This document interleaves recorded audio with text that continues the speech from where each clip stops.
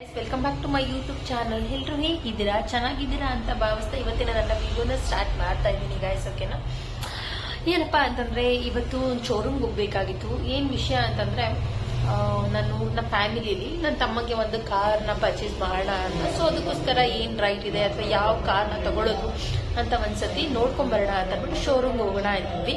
ಇವತ್ತಿನ ನನ್ನ ಔಟ್ಫಿಟ್ ಹೇಗಿದೆ ಅಂತ ಅಂದ್ಬಿಟ್ಟು ತೋರಿಸ್ತೀನಿ ಗೈಸ್. ಹಂಗೆ ನೋಡ್ತಾ ಇದ್ದೀನಿ. ಓಕೆನಾ,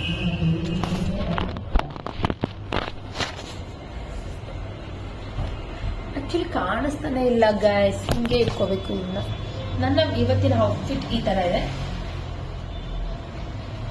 ಇದನ್ನ ನಾನು ಮಿಂತ್ರದಲ್ಲಿ ಆಕ್ಚುಲಿ ಬೈ ಮಾಡಿದ್ದು.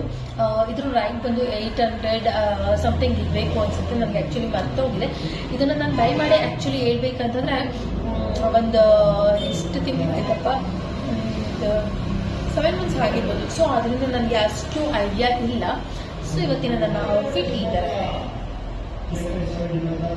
ಇದು ಡೆನಿಮ್ ಕ್ಲಾತ್.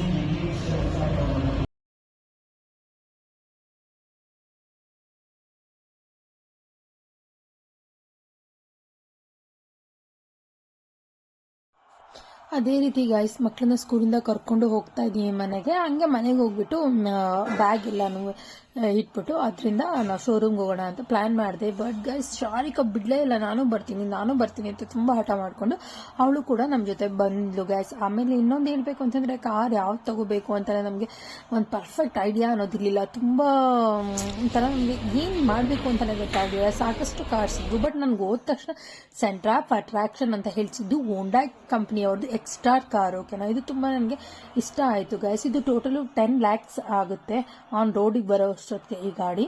ಆ್ಯಂಡ್ ಲೇಡೀಸ್ ಕೂಡ ತುಂಬ ಚೆನ್ನಾಗಿ ಓಡಿಸ್ಬೋದು ಈ ಗಾಡಿನ, ಕಂಫರ್ಟಬಲ್ ಆಗಿರುತ್ತೆ ಅಂತ ಅಂದ್ಬಿಟ್ಟು ನಾನು ಈ ಗಾಡಿಗೆ ಹೋದೆ ಗೈಸ್. ನೋಡ್ತಾ ಇದ್ದೀರಾ ಗಾಡಿ ಹೇಗಿದೆ ಅಂತ.